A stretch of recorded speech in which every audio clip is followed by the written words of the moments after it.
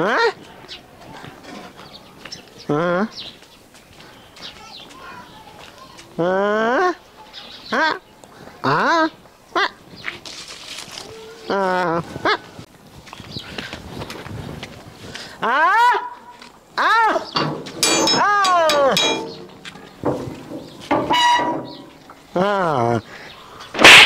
हमारे के बड़ा ए भौजी भौजी देखो तो दुवरिया पर कौन डल भाई यहाँ कौन करता अरे भैया प्रणाम भैया। ये क्या भौजी हमार भैया है का तर भैया हवन। हाँ हमार भैया हुआ तो पहले ही ना बतावेला के हमार भैया हवन बेचारा के मार देल एक दू तबड़ा के। ठीक बा तो लिया जे ताकत का बा ओने मीठा पानी पिया चलो भैया चलो।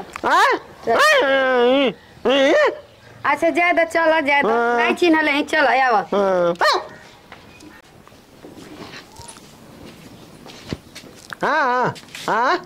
बैठो। और कुछ समाचार बतावा भैया। घर परिवार सब ठीक बा भैया। तू ठीक बाड़ा ना। खाली बात करते रहबू कि मीठा पानी जेबू लबे। ठीक बा ले आओ तनी मीठा पानी तनी हाल चाल पूछ ली। हाँ पूछ ले जा ले क्या जल्दी। ठीक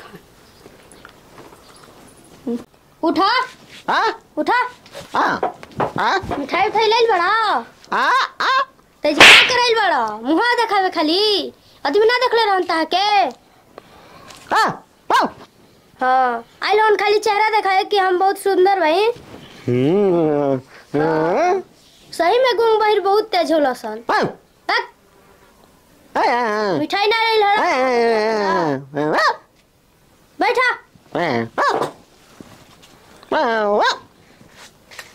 खाली खटिया तोड़े आइल हवन ना मिली तू लड़ो। भूख लग रहा अपने को भूख लग जाता आ मिठाई लग पे निकले के ना पैसा नहीं खाते जी पैसा दिलवा खटिया बना के दिल बड़ा।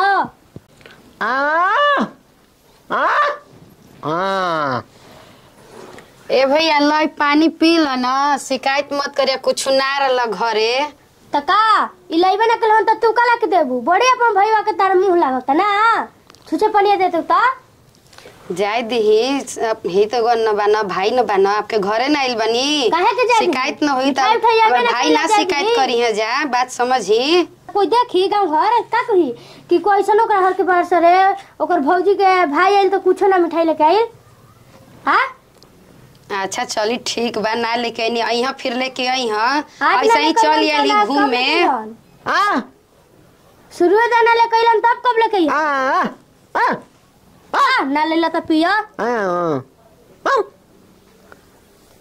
अरे बड़ी गुंगा तेज बा ऐसे नहीं बोले के अपना द्वार पे कोई के काहे ना बोले जाला खाली आके पी के तुड़ियन।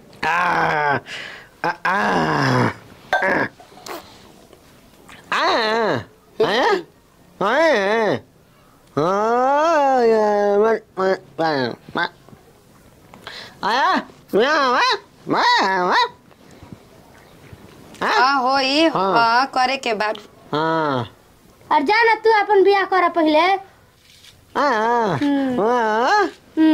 हाँ ताले का गुंग हम बियाह करे आई हो त गुंग ले बियाह करम हमें आय हमर कनु अच्छा दुल्हा होखी ताले का हम आओ पम करे वाला होई।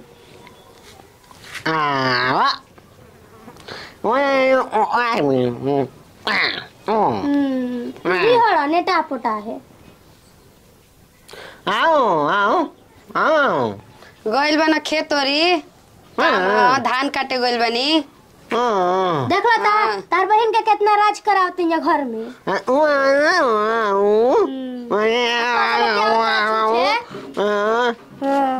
इतना राज ले रख ले बन जाता वो छूछे लेके आवता ना हमने की जान जाता लेके जान जाता रहेगा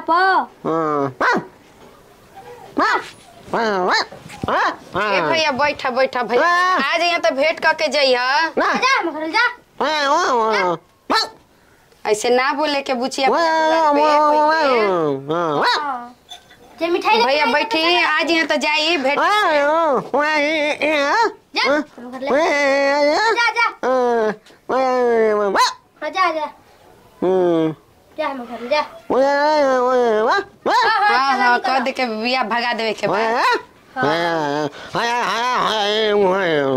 जा निकल ढेर चढ़ा के बनतनी भगा देली हमारे भाई के। आपो के बिया शादी होई त आपके भाई भतीजा जाई ह त ऐसे कोई भगा दी त ठीक लगी? के भगा काहे ना भगा दी? जैसे त मिठाई लेके ना। अरे त मिठाई का जरूरी है? मिठाई खाई के नहीं मिलत। हमारे भाई आई रहल कितना परिश्रम से भेंट करे बताई ऐसे बोल के भगा देहनी। हमने सोचला कि आज नहीं ना हमने घर कोई आवत त मिठाई लेके आई ऐसे आ गेल हवन। अरे त उतना बुद्धि नहीं है, बुद्धि रहता लेके नहीं आवत हमार भैया या भगा देले ही बताई। बैठे खातिर खटिया पे बुद्धि हो जाता। अरे तो हम बैठैले ना हई तब ना बैठल हुआ तो खाए पिए का बुद्धि देवे जाला। त मिठाई लाए खातिर बुद्धि नहीं खे। आपो के बियाह शादी हो जिना त आपके भाई भतीजा जाई ह त पता चली जन्नी। हां हमर जे है त मिठाई लेके जन जैसी ना जिहन जा। हम भेजबे नहीं करम मिठाई त कैसे लेके जिहा जाए? तहार कहे में का बाटे हम भैया लेके जिहन त ठीक बा नहीं ऐसे बोले के। ठीक बा आप रही बैठी। ठीक है।